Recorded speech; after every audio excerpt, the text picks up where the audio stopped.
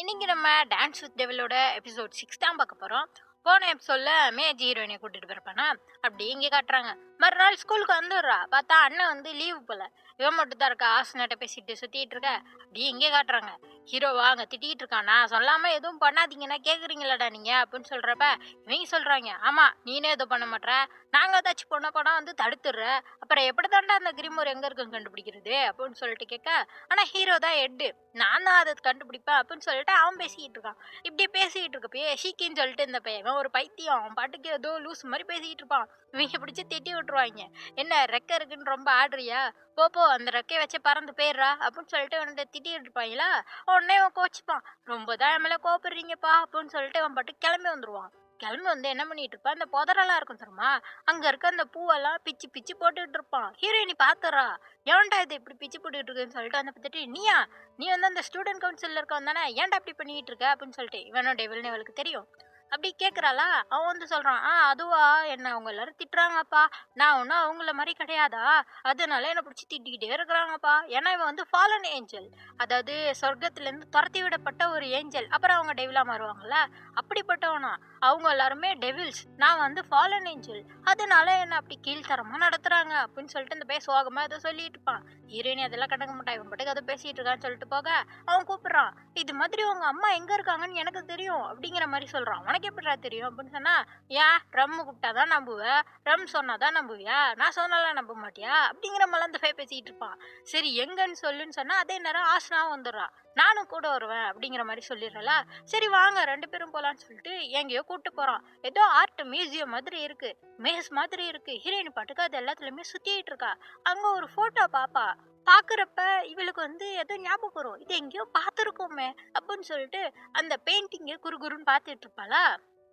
அப்படியே இங்கே காட்டுறாங்க. இங்கே பார்த்தா இந்த டெவில்ஸ் ஹீரோ இருக்காங்க, அவங்க வந்து அவங்களுக்கு கீழே வேலை பார்க்குறவங்கள விட்டு இந்த ரீட்ஸ்காவோட அம்மா எங்கே இருக்காங்கன்னு சொல்லிட்டு கண்டுபிடிக்க விட்டுருக்காங்க. அவங்க கண்டுபிடிச்சிட்டாங்க. எங்கே இருக்காங்கன்னா வேம்பையர்ஸ் இருக்காங்கல்ல, அவங்க தான் ரீட்ஸ்காவோட அம்மாவை பிடிச்சி வச்சிருக்காங்க. அந்த இடத்துல இவங்க வந்து பார்த்துக்கிட்டு இருக்காங்க. அந்த டெவில்ஸ் கீழே வேலை பார்க்குறவங்க அந்த வேம்பையர்ஸ் எல்லாம் அவங்கள அடிச்சு போட்டுடுறாங்க. அப்படியே இங்கே கட்டுறாங்க. ரீட்ஸுக்கா ஒரு பெயிண்டிங்கை பார்த்துக்கிட்டு இருந்தால அந்த பெயிண்டிங் உள்ள வந்துட்டா. உள்ள வந்து பார்த்தா அப்பதான் பார்க்குறா, இது வந்து நம்ம கிராண்ட்பாவோட ஸ்டடி ரூம் ஆச்சே அப்படின்னு சொல்லிட்டு அந்த விண்டோ கிட்ட வரப்ப அங்க ஒரு லேடியும் மென்னும் நின்றுட்டு இருக்காங்க. யாரா இவங்கன்னு சொல்லிட்டு பார்த்துட்டு இருந்தா இவங்களோட ஆன்ட்டி தான், இவ அம்மாவோட தங்கச்சி. அவங்க வந்து ஏதோ ஒரு பையன் கூட இருக்காங்க. அதை இவ பார்த்துட்டு இருப்பல, அவங்க இவளை பார்த்துடுறாங்க. இவ அப்படியே திரும்பிப்பா. பார்த்தா அந்த வீட்டுல இவ சின்ன பிள்ளையில இருந்தப்ப மெமரிஸ் எல்லாம் இருக்கும்ல, அதெல்லாம் இவளுக்கு தெரியுது. இவ அப்படியே தேடி தேடி சுத்திட்டு இருக்கா. அப்ப பார்த்தா ஒரு ரூம்ல இருந்து அழுக சவுண்டா கேட்கும். போய் பார்த்தா இவளோட ஆன்ட்டி, அவங்க பக்கத்துல ஒரு குழந்தை, அவனை பார்க்க அப்படியே அண்ணங்கார மாதிரியே இருக்கும். அவங்க அழுதுகிட்டு இருக்காங்க உள்ள.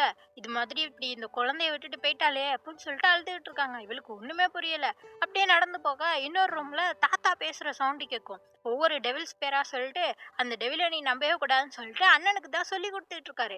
இவ பாக்குறா, தாத்தாவாச்சு அப்படின்னு சொல்லிட்டு அவர் சொல்றாரு, இது மாதிரி கிரிமோரையும் இந்த வீட்டையும் நீ தான் பத்திரமா பாத்துக்கணும் அப்படிங்கிற மாதிரிலாம் அந்த சின்ன வயசுலயே அந்த அண்ணனுக்கு சொல்லி கொடுத்துட்டு இருக்காரு. இதெல்லாம் இவ பார்த்துட்டு அப்படியே கதவை திறந்தா உள்ள வேற ஒரு பையன் நிக்கிறான். அவனை பார்த்துட்டு யாருவன் அப்படின்னு சொல்லிட்டு பார்த்துட்டு இருக்கான். அவன் கூப்பிடுறான், ஏதோ சொல்றான். ஆனா இவளுக்கு ஒண்ணுமே புரியல. பயந்து போய் வெளில ஓடியாந்துடுறா. பார்த்தா பெயிண்டிங்கை விட்டு வெளில வந்துட்டா. கையெல்லாம் நடுங்குது. யாரா இருக்கும் அவன் அப்படின்னு சொல்லிட்டு பயந்து போய் நிக்க இந்த ஷீக்கி போய் வந்து பிடிச்சிக்கிறான். பிடிச்சிட்டு என்ன எதுவும் பாத்தியா, உண்மை தெரிஞ்சிச்சா அப்படின்னு சொல்லிட்டு கேட்கறான். கிரிமோருக்காக தான் கேட்கறான். இவளுக்கு புரியவே இல்லை. இதெல்லாம் காட்டினது நீ தானே அப்படின்னு சொல்றப்ப, இதெல்லாம் நான் ஒன்றும் காட்டல, இதெல்லாம் ஒரு சின்ன வயசு மெமரிஸ், அதுல ஏதாச்சும் உண்மை தெரிஞ்சிச்சா அப்படின்னு சொல்லிட்டு இவள்கிட்ட கேட்டுட்டு இருக்கான். இல்ல எனக்கு எதுவும் தெரியல, நான் போகணும், ஆஸ்னா எங்க வீட்டுக்கு போகணும், ஆஸ்னா வர சொல்லு அப்படின்னு சொல்லிட்டு கேட்டுட்டு இருக்கா. அங்க பார்த்தா ஆஸ்னாவை காணும். இவன் வந்து அப்படியே கிட்டக்க வந்துட்டு இவளை அப்படியே மயக்கலாம், அப்படியே உண்மையை வெளில வாங்கலாம்னு சொல்லிட்டு வர, அதுக்குள்ள அங்க ஆஸ்னா வந்துட்டு ஹோலி வாட்டர் தெளிக்கிறா, ஜெபம் பண்றா, சிலுவையெல்லாம் எடுத்து காட்டிட்டு இருக்கா. இவளுக்கு ஒண்ணுமே புரியல. ஆஸ்னாக்கு எப்படி இதெல்லாம் தெரியும் அப்படின்னு சொல்லிட்டு பாக்குறா. அவங்க அண்ணன் போடுற மாதிரி மந்திராட்டெல்லாம் போடுறா. ரிட்ஸ்கா பாக்குறா. ஆசனா, அப்ப நீ எங்க அண்ணா மாதிரி பேய் ஓட்டுறவாளா, இதே என்கிட்ட நீ சொல்லவே இல்லை, அப்ப நீ என் கூட இருக்கிறது, இவ்வளவு நாள் ஃப்ரெண்டா இருக்கிறது எல்லாமே அந்த கிரிமோருக்காக தானா, அதை பத்திரமா பாதுகாக்கணும்னு சொல்லிட்டு தான் என்கிட்ட ஃப்ரெண்டு மாதிரி நடிச்சியா அப்படிங்கிற மாதிரிலாம் கேட்டுட்டு இருக்கா. இல்ல அதை என்னால மறக்க முடியாது, நான் ஒன்னும் உன்கிட்ட நடிக்கல அப்படிங்கிற மாதிரிலாம் சொல்லிட்டு இருக்க. அதுக்குள்ள அந்த மந்திரவட்டத்துல மாட்டான் அந்த ஷீக்கி, அவன் பாட்டுக்கு எந்திரிச்சு வரான். அவனுக்கு எதுவுமே ஆக மாட்டேது, ஏன்னா ஒரு ஃபாலன் ஏஞ்சல். அவன் மேல வந்து இந்த ஹோலி வாட்டர், இந்த ஜபம் மந்திரம் எல்லாம் வேலை செய்யாது அப்படிங்கிற மாதிரி சொல்லிட்டு அவன் பாட்டுக்கு எந்திரிச்சு வந்து இந்த ஆசனா பொண்ணை தாக்க ஆரம்பிக்கிறான். அவ மேல எல்லாம் அப்படி கிழிச்சுக்கிட்டு போகும், கீழே விழுந்துருவா, இங்கிட்டு ரீட்ஸுக்கா போய் விழுந்துருவா. அப்புறம் வந்து இந்த ஆசனாவை கொல்லலாம் நம்ம பாக்குறப்ப ரீட்ஸ்கா அவனை பிடிச்சி தள்ளி விட்டுட்டு ஒழுங்கா எங்களை கொண்டு போய் விட்டுரு அப்படிங்கிற மாதிரி சொல்றாள. சரின்னு சொல்லிட்டு இவனும் இவங்களை பழைய இடத்துல விட்டுறான். நான் எதை சொன்னாலும் நம்ப மாட்டேன்ல போ அப்படின்னு சொல்லிட்டு அந்த ஷீக்கு பையன் அங்கேருந்து போயிடுறான். அப்பதான் அங்க ரெம் வருவானா. ரெம்ம பார்த்தோன்னே ரீட்ஸ்கா கேட்கிறா, இந்த ஷீக்கு பையில நீ தான் அமைச்சு வச்சியா அப்படின்னு சொல்றப்ப ரெம் அங்கேருந்து அமைதியா போறான். அப்ப திருப்பி கேக்குறா, இந்த பிரச்சனைக்கு இடையில எதுக்கு எங்க அம்மா இழுத்தீங்க அப்படிங்கிற மாதிரி கேக்குறா. இவளுக்கு தெரியல பிடிச்சி வச்சிருக்குது வேம்பயர்னு சொல்லிட்டு, இந்த டெவில் தான் ஏதோ பண்ணிட்டாங்கன்னு சொல்லிட்டு கேட்க அதுக்கும் அவன் எந்த பதிலுமே சொல்லல, அமைதியா அங்கேருந்து போயிடுறான். அப்படியே அடுத்த எபிசோட்ல பார்த்தா ஃபர்ஸ்ட் சீன்லயே அவங்க அப்பா, அதான் ரெம்மோட அப்பா பிடிச்சி ரெம்ம திட்டிட்டு இருக்காரு. இன்னும் எவ்வளவு நேரம்டா நீ டெவிலுங்கிறத மறந்துட்டியா, எவ்வளவு நாள் நான் காத்துட்டு இருக்குது, அந்த கிரிமோரை எடுத்துட்டு வரியாலே அப்படின்னு சொல்றப்ப அதுக்குதான் ட்ரை பண்றேன்னு சொன்னா பேசிட்டே இருந்தா பார்த்தான்னு சொல்லிட்டு அவனை தூக்கி போட்டு அடிக்கிறாரு, கழுத்தை பிடிச்சி நெரிச்சிட்டு இருக்காரு. இந்த 3 பேரும் வெளில உட்காந்துருக்காங்க. நல்ல வேலைடா நம்ம ரெம் மாதிரி இல்ல, இல்லாட்டி அந்த பெரிய ஆள் போட்டு பொழந்துருவாரா அப்படிங்கிற மாதிரிலாம் இவங்க பேசிட்டு இருக்கா. உடனே இவங்க யோசிக்கிறாங்க, ரெம்மு தான் அவங்க அப்பாட்ட பேசிட்டு இருக்கானே, அந்த நேரம் போய் நம்ம ஏன் ரீச்காக பேசக்கூடாது, அந்த கிரிமோரை எங்கன்னு கண்டுபிடிக்க கூடாது அப்படின்னு சொல்றப்பயே இந்த ஷீக்கி பைய ஃபர்ஸ்ட் ஆள ஓடி போயிடுறான். அதை பார்த்துட்டு இவங்கள ஓடுறாங்களா. இது எல்லாமே அந்த நாய்க்குட்டியை உட்காந்து பார்த்துட்டு இருக்கு. ஃபர்ஸ்ட் எபிசோட்ல நம்ம ஹீரோயினி கொஞ்சிருப்பாளே அந்த நாய்க்குட்டி, ரெம்மோட நாய்க்குட்டி, அது உட்காந்து பார்த்துக்கிட்டு இருக்கு.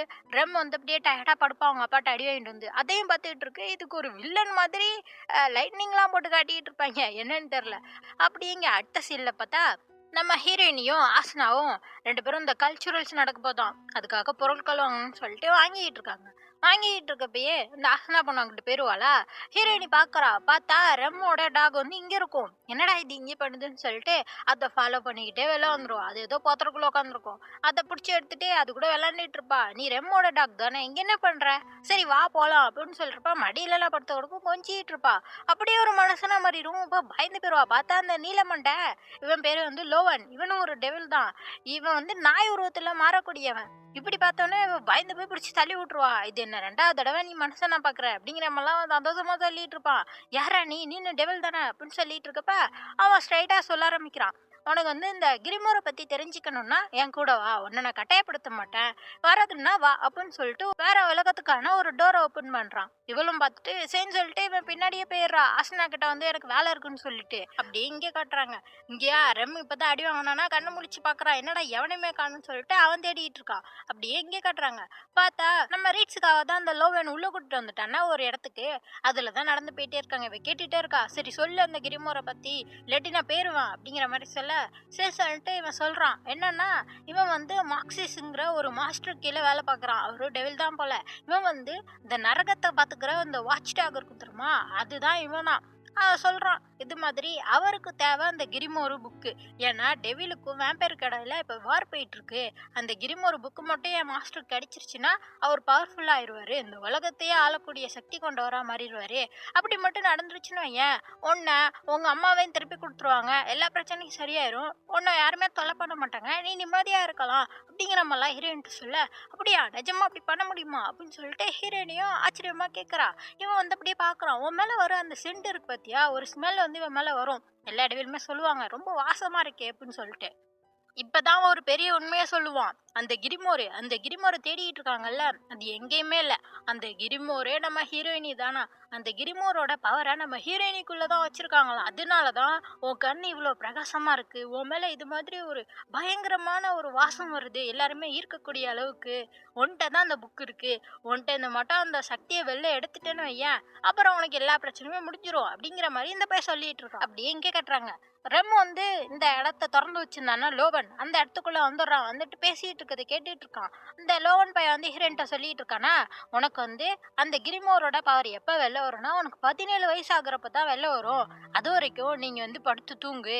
உனக்கு 17 வயசு ஆனோடனே உன் மேல இருக்க அந்த பவரை எடுத்து நான் மார்க்சிஸ் என்னோட மாஸ்டருக்கு கொடுத்துட்றேன், அப்புறம் உனக்கு எந்த பிரச்சனையும் இல்லை, உன் குடும்பமும் சந்தோஷமா இருப்பாங்க அப்படிங்கிற மாதிரிலாம் சொல்லிடுறான். இவ்வளோ நம்பி சரி அந்த மோதிரத்தை கழட்டி கொடு, ஏன்னா அதுதான் தடுக்கிறதே, அண்ணன் போட்டு விட்டானே அதை கழட்டி கொடுங்குறான். சரி சொல்லிட்டு அதையும் கழட்ட போறப்ப இதெல்லாமே ரொம்ப கேட்டுட்டு இருந்தானே, அவன் வந்து தடுத்துடுறான் ஹீரோயினிய, கழட்டாத நீ அங்க போவாத, அவங்கள்ட்ட போக கூடாது அப்படின்னு சொல்லிட்டு. அப்பதான் பார்த்தா இந்த லோவன் சொன்னானே மார்க்சிஸ்ன்னு ஒரு மாஸ்டர் கீழே வேலை பார்க்கறேன்னு சொல்லிட்டு, அவன் வந்து வில்லம் போல. இந்த டெவில் கிடையாது போல, வேம்பயர் போல அவன். அவனுக்கு கீழ இந்த பையன் வந்து டெவில ஏமாத்திப்புட்டு இந்த லோவன் வேலை பார்த்துட்டு இருக்கான். அதத்தான் வந்து ஹீரோ கேட்குறான், "எப்புட்றா நீ எங்களுக்கு துரோகம் பண்ண முடியுது?" அப்படின்னு சொல்லிட்டு. "அதெல்லாம் எனக்கு தெரியாது. என் மாஸ்டர் மார்க்சிஸ்ட் தான். அவருக்காக தான் நான் வேலை பார்ப்பேன்." அப்படிங்கிற மாதிரிலாம் இவன் சொல்லிட்டு ரீச்சாவை பிடிச்சிட்டு அவன் மேல அப்படியே கோடை போட்டு விட்டுருவான். இவனுக்கு செம்ம கோவம் வந்துரும். அதுக்குள்ள பார்த்தா மந்திரவாட்டத்தை போட்டு அண்ணா வந்துடுறான். அண்ணா வந்துட்டு ரீட்ஸ்கா மேல காயமா இருக்கு. பார்த்தா அங்க ரெம்மு தான் நிக்கிறான். அப்ப இந்த பையன் ஏதோ பண்ணிட்டான்னு சொல்லிட்டு அவனை அடிக்க போக ரீட்ஸ்கா குறுக்கையில வந்து தடுக்கிறா. அவன் எதுவும் பண்ணலன்னு சொல்லிட்டு இவன் வந்து வெறி பிடிச்ச மாதிரி ஆயிடுறான். கண்ணெல்லாம் ரெட் ஆயிருது. ரீட்ஸ்கா பிடிச்சி தள்ளிட்டு இவனை அடிக்கலான்னு பொறுப்ப திருப்பி குறுக்கையில ரீட்ஸ்கா வந்து கணத்துல கோடு வாங்கிக்கிறா. அப்ப கூட அண்ணனுக்கு சுயநினைவே வரல. போட்டு இந்த ரெம்மையே தாக்கறதுக்கு முயற்சி செஞ்சிட்டு இருப்பான். அப்ப ரெம்மு தான் சொல்றான், "என்னடா உனக்கு மூளைகளை கலங்கிருச்சா? உன் தங்கச்சி அடிச்சு விட்டா?" அப்படின்னு சொல்றப்பதான் அவனுக்கு சுயநினைவே வருது. வந்துட்டு என்ன மன்னிச்சிரு ரீட்ஸ்கா அப்படின்னு சொல்றப்ப ரெம் அங்கிருந்து கிளம்பி போயிடுறான். அப்படியே இங்க அண்ணனும் தங்கச்சியும் பழைய இடத்துக்கே வந்துடுறாங்க. அத்தை சீன்லயே பார்த்தா ரிட்ஸ்கா உட்காந்துட்டு அவங்க அண்ணன்ட்ட கேட்டுட்டு இருக்கா, "நான் தான் கிரிமோருன்னு உனக்கு தெரியுமா?" அப்படின்னு சொல்றப்ப, "ஆமா" அப்படிங்கிற மாதிரி சொல்றான். "அப்ப அம்மாவுக்கு தெரியுமா? அப்ப அம்மா கடத்திட்டு போனது என்னால தானா?" அப்படின்னு சொல்றப்ப, "அப்படிலாம் நீ யோசிக்காத, அதனாலலாம் இல்ல" அப்படிங்கிற மாதிரிலாம் அவன் சொல்லிட்டு இருக்கான். ஆனா ரிட்ஸ்கா ஒத்துக்கவே மாட்றா. அவங்க சொன்னாங்க, "நான் பவரை கொடுத்துட்டா எல்லா பிரச்சனையும் முடிஞ்சிருமா, நான் போய் பவரை கொடுத்துட்றேனே" அப்படின்னு சொல்றப்ப, "இல்ல நீ அப்படி மட்டும் பண்ணிடக்கூடாது, அப்படி பண்ணிட்டேன்னா நீனு இறந்து போயிருவ" அப்படிங்கிற மாதிரி அவன் சொல்றான். "என்ன நம்பு, நான் உன்னை பாத்துக்கிறேன்" அப்படிங்கிற மாதிரி இந்த அண்ணன் சொல்லிட்டே இருக்கான். அப்படியே நைட் ஆயிடுது. ரிட்ஸ்கா அதை பத்தியே வச்சுட்டு சோகமா இருக்கா. அண்ணன் வந்து இன்னைக்கு வித்தியாசமா இருந்தான்னு சண்டை போடுறப்ப, அது ஏதோ மறைக்கிறான், அவன் ஏதோ என்கிட்ட பொய் சொல்றான் அப்படிங்கிற மாதிரி யோசிச்சுட்டே அவ படுத்திருக்கா சோகமா. அப்படிங்கிற ரெம்ம கட்டுறாங்க. ரிட்ஸ்கா பத்தி யோசிச்சுட்டு இருக்கான். அப்படியே இந்த எபிசோட் முடியுது. அடுத்த எபிசோட்ல தான் என்ன நடக்க போகுதுன்னு தெரியும். அடுத்த எபிசோட் அடுத்த ஞாயிற்றுக்கிழமை வந்துடும். அதுக்கு மறக்காம சேனலை சப்ஸ்கிரைப் பண்ணிக்கோங்க. பை.